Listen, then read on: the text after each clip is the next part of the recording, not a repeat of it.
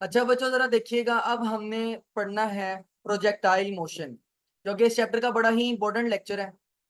इब्राहिम तुम अब आ रहे हो, मैंने वीडियो दिखा भी दी है।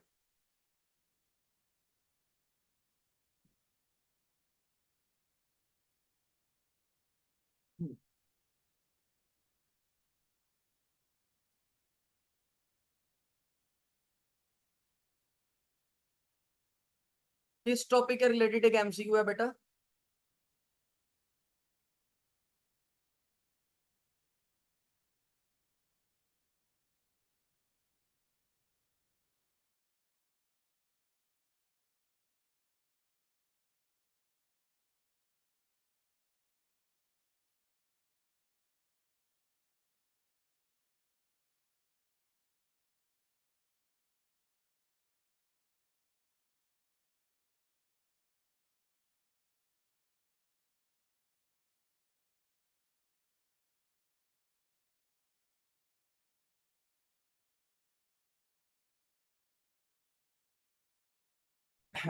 अब हम स्टार्ट करते हैं जी प्रोजेक्टाइल मोशन। तो देखिएगा जरा, ये महम को मैसेज नहीं किया किसी ने?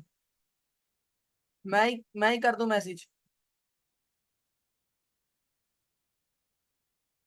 सर मैंने किया है।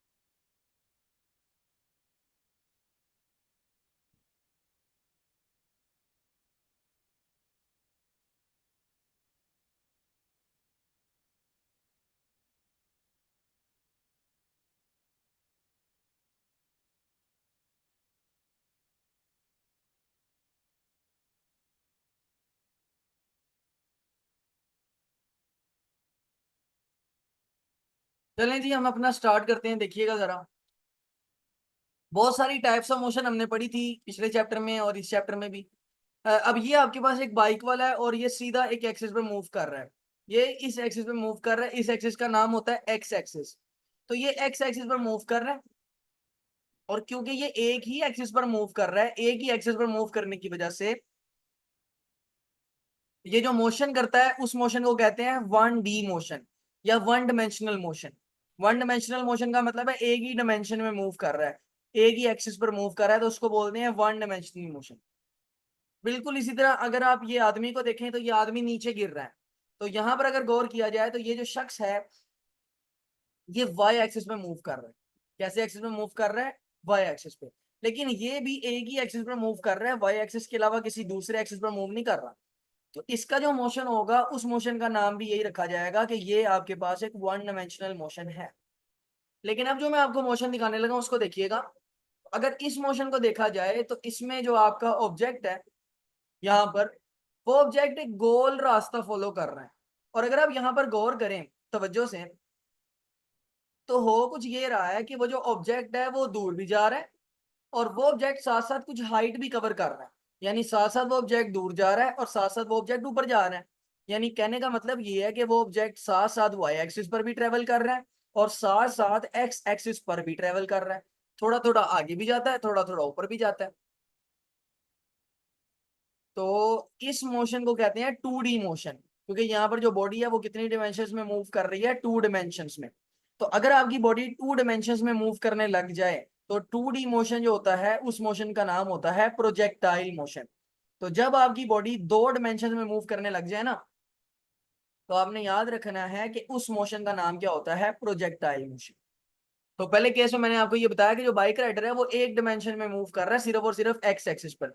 इसी तरह दूसरे में भी आपका जो ऑब्जेक्ट है वो एक ही डिमेंशन में मूव कर रहा है सिर्फ और सिर्फ वाई एक्सिस पर, लेकिन हमारे केस में ऑब्जेक्ट एक्स एक्सिस पर भी मूव कर रहा है और साथ साथ वाई एक्सिस पर भी मूव कर रहा है। यानी मैं ये बोलता हूँ कि ऑब्जेक्ट टू डिमेंशन में मूव कर रहा है, 2D मोशन कर रहा है, और इस मोशन का नाम हमने क्या रखा हुआ है, प्रोजेक्टाइल मोशन। एक और एनिमेशन देखिएगा।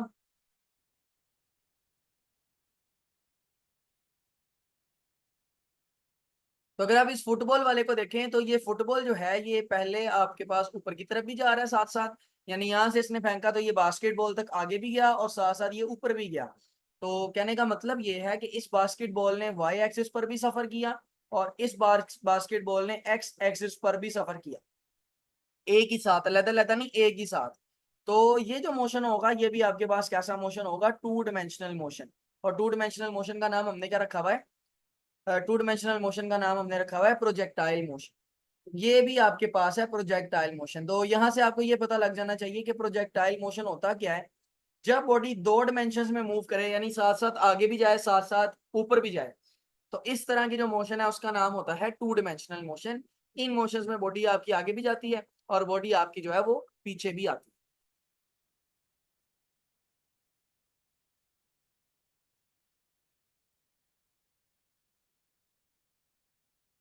चलें जी, इसका स्क्रीनशॉट ले लें शाबाश जल्दी से।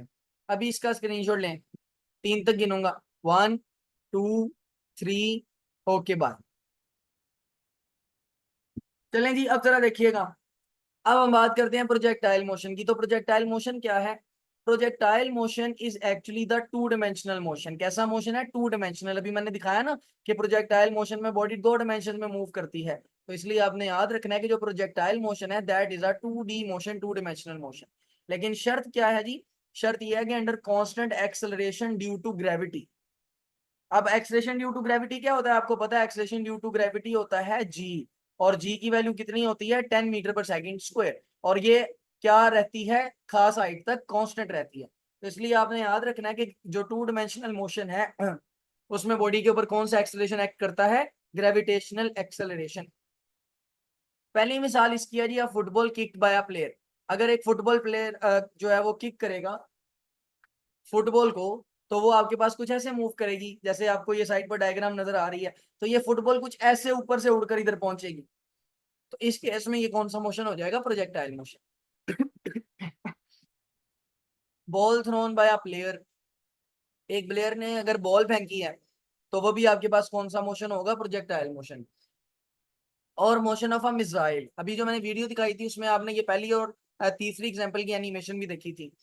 मोशन ऑफ मिसाइल, तो मिसाइल भी ऐसे ही मूव करता है टू डायमेंशंस में। तो in short two dimensional motion का नाम क्या होता है? Projectile motion. अब प्रोजेक्टाइल मोशन पढ़ने के ना दो केसेस हैं। एक तो है आपका हॉरिजॉन्टल प्रोजेक्टाइल और दूसरा है ओब्लीक प्रोजेक्टाइल। हॉरिजॉन्टल प्रोजेक्टाइल है आपका केस नंबर 1 और ओब्लीक प्रोजेक्टाइल जो है वो आपका केस नंबर 2 है। एक है केस नंबर 1 और एक है केस नंबर 2। तो सबसे पहले हम हॉरिजॉन्टल प्रोजेक्टाइल की तरफ चलते हैं। देखिएगा जरा। इसका स्क्रीनशॉट ले लें बेटा, 3 तक गिनता हूँ, 1 2 3, ओके बाय।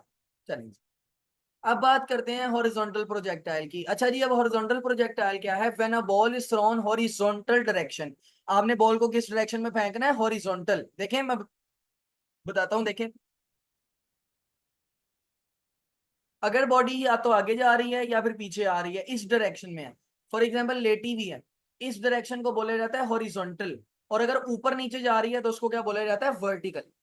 तो आपने यहाँ पर याद रखना है कि आपका गिवन केस किस चीज की बात करता है? Horizontal direction. आपने किसी बॉल को हॉरिजॉन्टल डायरेक्शन में फेंका है फ्रॉम अ हाइट, किसी खास हाइट से, ऐसे प्रोजेक्टाइल को बोलते हैं हॉरिजॉन्टल प्रोजेक्टाइल। अब आप एनिमेशन देखेंगे ना आप खुद ही समझ जाएंगे। तो आप जरा ये एनिमेशन देखें जिसमें आप किसी हाइट से बॉल को फेंकते हैं हॉरिजॉन्टली।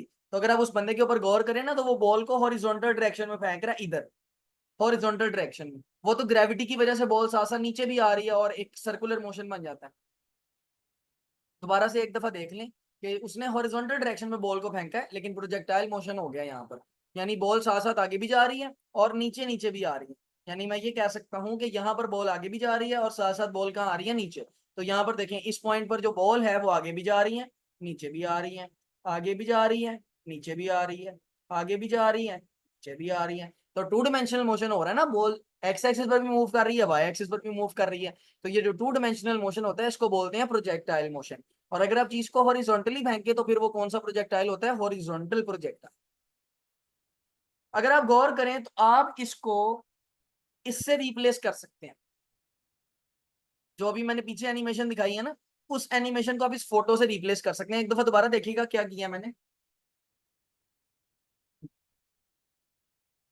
आप इस एनिमेशन को, जिसमें बॉडी आगे की तरफ गिर रही है, क्या आप इस एनिमेशन को इस फोटो से रिप्लेस कर सकते हैं? यस, कर सकते हैं। ये फोटो उसी चीज को दिखाने की एक अलग तरीका है, डायग्रामेटिकली। अब अगर आप गौर करें तो आपने बॉल को नीचे की तरफ तो फेंका नहीं है, आपने बॉल को आगे की तरफ फेंका है हॉरिजॉन्टली। तो आपके पास शुरू में वेलोसिटी किस डायरेक्शन में होगी, एक्स डायरेक्शन में। और नीचे की तरफ जो वेलोसिटी होगी वो तो वाई डायरेक्शन में होगी ना, वी वाई। तो शुरू में आपकी वी वाई क्या है, 0 है। अच्छा, अब मेरी बात को आपने ना तवज्जो से समझना है, देखें। यहां पर आपने एयर फ्रिक्शन को निग्लेक्ट कर देना। तो पहली बात तो यहां पर मैं लिख के दे रहा हूं कि you will have to neglect air friction. Air friction को आपने क्या करना है, निग्लेक्ट करना है। लो बच्चों, मेरी बात आपने तवज्जो से समझनी है, इधर लिख कर दे रहा हूँ साइड पे थोड़ा सा। जो हॉरिजॉन्टल मोशन हो रहा है ना, हॉरिजॉन्टल का मतलब यह है कि बॉल आगे की तरफ जा रही है। जैसे शुरू में आपने बॉल को हॉरिजॉन्टल मोशन दिया, आगे की तरफ फेंका। इस हॉरिजॉन्टल मोशन में कोई एक्सेलरेशन नहीं होती, एक्सेलरेशन 0 होती है। उसकी वजह यह है कि आपने एक इनिशियल वेलोसिटी दे दी सीधी डायरेक्शन में, और उसमें कोई वेलोसिटी में चेंज नहीं आ रहा। क्योंकि अभी मैंने आपको वीडियो दिखाई थी, उसमें जब उसने हॉरिजॉन्टली फुटबॉल को फेंका था तो वेलोसिटी क्या रह रही थी, इक्वल रह रही थी। तो यहाँ पर आपने याद रखना है, अगर आप एक बॉल को हॉरिजॉन्टली फेंके ना तो वो बराबर वक्त में बराबर फासला तय करती है, यानी उसकी जो वेलोसिटी है वो यूनिफॉर्म होती है और एक्सेलरेशन कैसा होता है, 0। जबकि अगर मैं वर्टिकल मोशन की बात करूं, यानी बॉल एक तो आगे जा रही है, दूसरा नीचे भी आ रही है, तो नीचे आते हुए अगर हम नीचे आने को एक अलहदा देखें, तो वर्टिकल मोशन में वाई डायरेक्शन में जो एक्सेलरेशन होगा वो किसके बराबर होगा, ग्रेविटेशनल एक्सेलरेशन। और एक्स डायरेक्शन में जो एक्सेलरेशन होगा वो क्या होगा, 0। तो ये बातें आपने अपने जहन में याद रखनी है, स्टोर रखनी है पूरे प्रोजेक्टाइल मोशन में। पहली बात ये कि जब बॉल आपकी आगे की तरफ जा रही है, जो उसका हॉरिजॉन्टल मोशन है, हॉरिजॉन्टल मोशन में जो बॉल की एक्सेलरेशन है एक्स डायरेक्शन में वो 0 है। जबकि वर्टिकल मोशन में, यानी जहां पर बॉल ऊपर से नीचे गिर रही है, तो उसमें आपका जो एक्सेलरेशन है वो किसके बराबर है, ग्रेविटेशनल एक्सेलरेशन के बराबर है। अब आप लोगों ने मालूम क्या करना है जी, पहली बात आपने मालूम करना है हॉरिजॉन्टल डिस्टेंस, कि बॉल कितनी दूर गई है। यानी फॉर एग्जांपल अगर मैं इसको रीजन मान लूं, तो यहां से आपने हॉरिजॉन्टली कितना फासला तय किया, ये वाला। इस फासले को नाम देते हैं एक्स। दूसरा फासला है ये वर्टिकली, यानी ऊपर से आप नीचे कितना आए हैं, वर्टिकल फासले को वाई बोलते हैं। पहले हमने मालूम करना है हॉरिजॉन्टल डिस्टेंस। तो आप लोगों को याद है, आप लोगों ने न्यूटन की सेकंड इक्वेशन ऑफ मोशन पढ़ी है, S is equal to V I T plus 1/2 A T का स्क्वायर। अब अगर आप गौर करें यहाँ पर, तो एस क्योंकि हमारे एक्स एक्सिस वाला है ना, हॉरिजॉन्टल डिस्टेंस है, तो एस को हम बोल देंगे एक्स। वी आई, और वी आई आपके पास सिर्फ किस डायरेक्शन में है, एक्स डायरेक्शन में ना, क्योंकि आपने हॉरिजॉन्टली फेंका है, ऐसे करके फेंका है, नीचे की तरफ नहीं फेंका।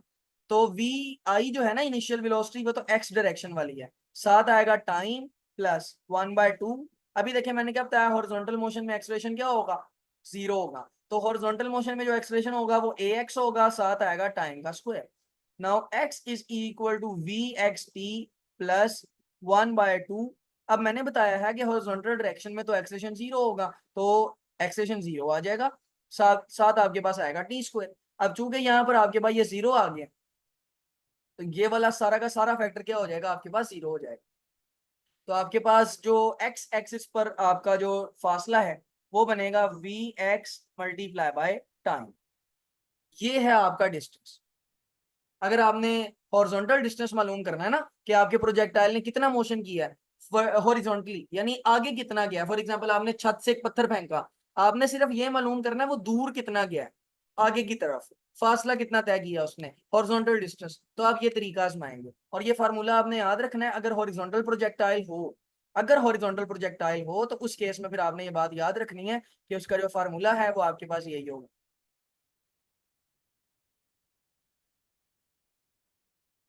ओके हो गया बच्चे, समझ आई बात। और ये भी बात आपने याद रखनी है कि you will have to neglect air friction. आपने एयर फ्रिक्शन को निग्लेक्ट करना। अगर बात समझ में आ गई है बेटा तो ओके करें, नहीं आई तो दोबारा पूछें।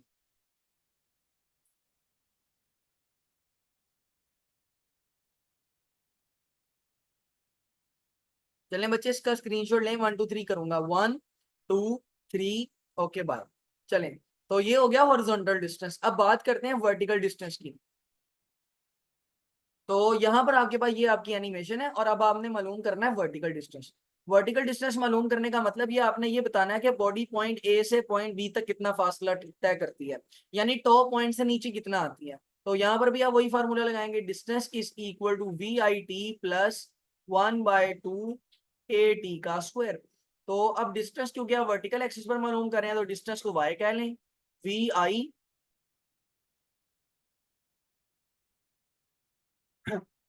बेटा वो बहुत कम होगा क्योंकि हम एयर फ्रिक्शन को निग्लेक्ट कर देते हैं। तो जब हम एयर फ्रिक्शन को निग्लेक्ट कर देते हैं तो फिर वो जो है ना हम उसको जीरो कर देते हैं। रियल लाइफ में वो होगा लेकिन वो इतना ज्यादा नहीं होगा, तो आपके रिजल्ट्स में सिर्फ पॉइंट्स में फर्क पड़ेगा। तो इतना तो चलता है क्योंकि आपको पता है हर रिजल्ट में अनसर्टेनिटी होती है। तो आपके फिजिकल लॉज में भी अनसर्टेनिटी, आप इसको दूर नहीं कर सकते। इसका कोई हल नहीं, समझ रहे हैं ना, इसका कोई हल नहीं है अनलेस अनटिल आपको ये पता हो कि एयर रेजिस्टेंस कितनी है। अगर आपको ये पता लग जाए ना कि एयर रेजिस्टेंस की वैल्यू ये है तो फिर आप मालूम कर सकते हैं। अच्छा, बहरहाल जो इनिशियल वेलोसिटी है वो तो आपने एक्स डायरेक्शन में दी थी ना, क्योंकि आपने ऑब्जेक्ट को ऐसे फेंका था हॉरिजॉन्टली। साथ आपके पास आ जाएगा टाइम 1/2। अब वर्टिकल डिस्टेंस में मैंने बताया था कि एक्सेलरेशन आएगा ए वाई और साथ आएगा टाइम का स्क्वायर। नाउ वाई डिस्टेंस जो है वो बराबर है वी एक्स टी के प्लस 1/2। मैंने ये बताया था कि वाई एक्सिस पर जो एक्सेलरेशन है वो ग्रेविटेशनल एक्सेलरेशन होता है जी। तो यहाँ पर आपका जो एक्सेलरेशन आने वाला है वो कौन आएगा, ग्रेविटेशनल एक्सेलरेशन। ठीक हो गया, और साथ आपके पास क्या आएगा, पी का स्क्वायर। वॉइस खराब हो रही है? कोई और ऐसा है जिसको मेरी वॉइस खराब होके आ रही हो या समझ ना आ रही हो या कट कट के आ रही हो? अगर कोई है तो प्लीज आगाह करें।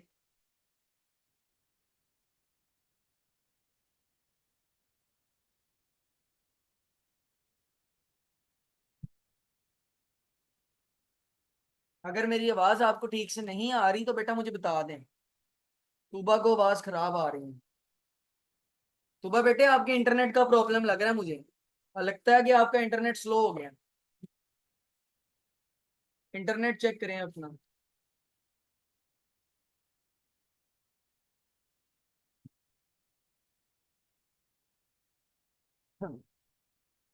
अच्छा जी देखें, यहाँ पर जो आपकी इनिशियल वेलोसिटी है, क्योंकि हम वाई डायरेक्शन की बात कर रहे हैं ना, तो आपने वाई डायरेक्शन में इनिशियल वेलोसिटी लेनी है, वी आई वाई। समझ रहे हैं? तो आपने जो अपनी इनिशियल वेलोसिटी लेनी है वो किसकी डायरेक्शन में लेनी है, वाई की डायरेक्शन में। तो आपकी जो इनिशियल वेलोसिटी होगी वो होगी वी आई वाई।